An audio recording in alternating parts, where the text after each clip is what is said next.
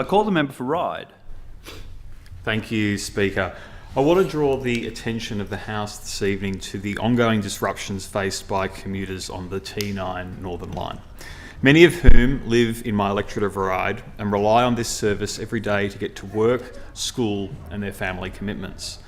Last year, I wrote to the Minister for Transport raising serious concerns from my constituents about the reliability of services on the T9 line. To date, I'm yet to receive a response.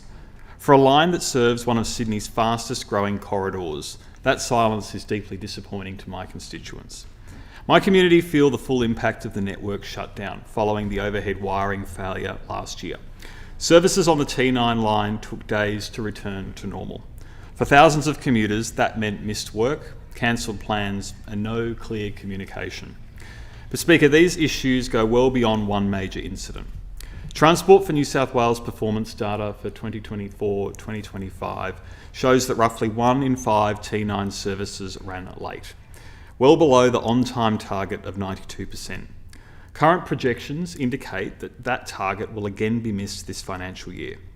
While I acknowledge the government's response to the independent rail review, it must be said clearly, commuters in Ryde are not only concerned about how Sydney Trains responds when things go wrong, they are frustrated by daily delays, overcrowding, poor service frequency and systemic failures that are becoming routine.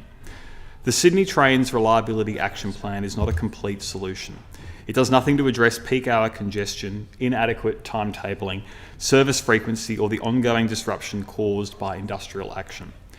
My constituents tell me that the current 15-minute peak service is no longer fit for purpose, and I can agree, I catch it myself.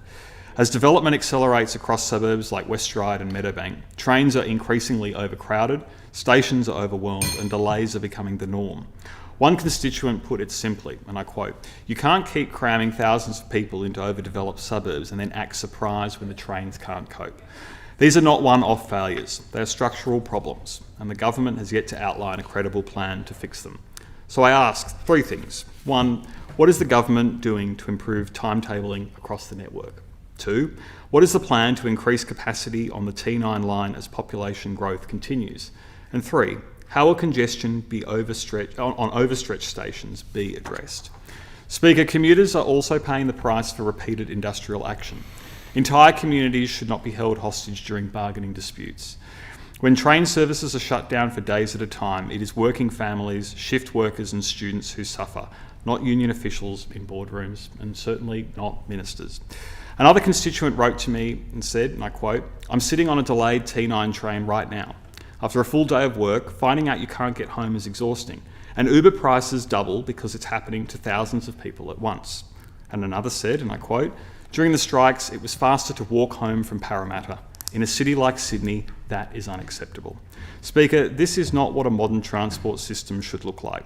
I urge the Minister to treat these concerns with the seriousness that they deserve and to finally respond to the representation I made on behalf of my community and the individual constituents reflected in it last year. Commuters in Ryde are not asking for perfection. They are asking for reliability, capacity and a system that keeps pace with the city that we live in and the city that is growing so ever fast. It is time for the government to move beyond reports and action plans and deliver real improvements for the people who rely on Sydney trains every single day.